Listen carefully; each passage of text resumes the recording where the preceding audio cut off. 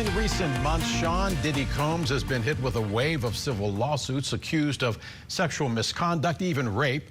Combs, through his lawyers, denies any wrongdoing, but now the hip-hop mogul and business leader is at the center of a federal investigation.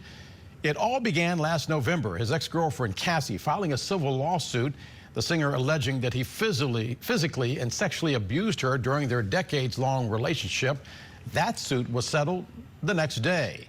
That same month, two other women coming forward accusing the rapper of sexual abuse. Then in December, a woman identified only as Jane Doe saying she was gang raped and sex trafficked when she was 17 by Combs and another man. And in February, a former music producer accusing Diddy of engaging in crimes. Then this week, Homeland Security raiding his homes in LA and Miami.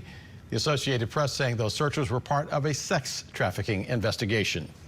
Last December, Diddy addressing the allegations on social media saying, in his words, enough is enough, adding his accusers are looking for a quick payday. He ended saying he plans to fight for his name, his family, and the truth. Robin Nunn is an attorney who focuses on investigations, litigation, and arbitration. Ms. Nunn, thanks for being with us. Do you expect Combs to be arrested or indicted in the coming days?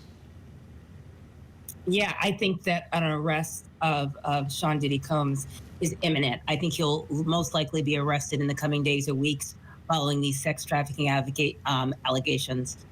Federal agents were at two of Diddy's residences looking for evidence of criminal activity.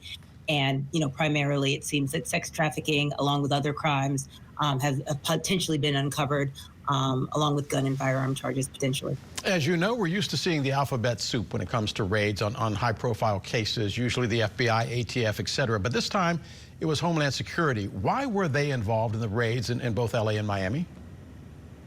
Yeah, I was a little surprised by that myself. Normally, you would see the FBI leading a sort of investigation like this. We saw that with the Weinstein case. I believe that the Department of Homeland Security was involved because one of the plaintiffs in one of the civil complaints against Diddy is from Canada, and there's a large sex trafficking ring allegation that potentially is being floated around. So this might be just too large for one agency to handle on its own, and you often see agencies then sort of work together in parallel to sort of bring sort of large sweeps in multi-districts like this involving multiple states and multiple parties. Ms. Nunn, does the alleged raid fit the alleged crime? Because it's already being compared to other high-profile cases, but in this case, people are saying, look at the tank. What should this raid look like? And should Diddy, should he be arrested, be allowed to first surrender versus them swooping in the middle of the night and bringing him out for the perp walk? Yeah, this does sort of look and feel a little bit to me like the Jeff Epstein or R. Kelly type of sort of sex abuse, sexual harassment allegations that we've seen. But this is beginning to sort of develop in a way that I don't think that we're used to normally seeing these types of cases. I think that P. Diddy's lawyer would argue that this is, overwhelming, that this is too much, that this is an attack. But I do think that it's pretty typical when you see multiple victims across multiple jurisdictions over a significant period of time that law enforcement will get involved and will try and do these types of sweeps. So I guess the question will be, what do they actually uncover? If they uncover nothing, then this may have been heavy-handed. If they uncover a treasure trove of information and victims, then maybe we waited too long. But you're an attorney, and you're experienced in this. If they believe that Diddy was guilty of what he is accused of being guilty of, or being suspected of being guilty of, you would know that he was either in Miami or he was in Los Angeles. He can't be in two places at one time. So was the heavy-handed approach to the raid necessary in both locations? Because it would be assumed that they might have been surveilling him for quite some time just to get to the point where they had an affidavit for a search warrant that would be that high profile. Yeah, I mean, I think the problem with this one is that we're a bit in the dark right now. We're not even sure that these raids were done in connection with criminal charges against Sean Combs himself. They're being very close-lipped with the information and with what the allegations are in particular to.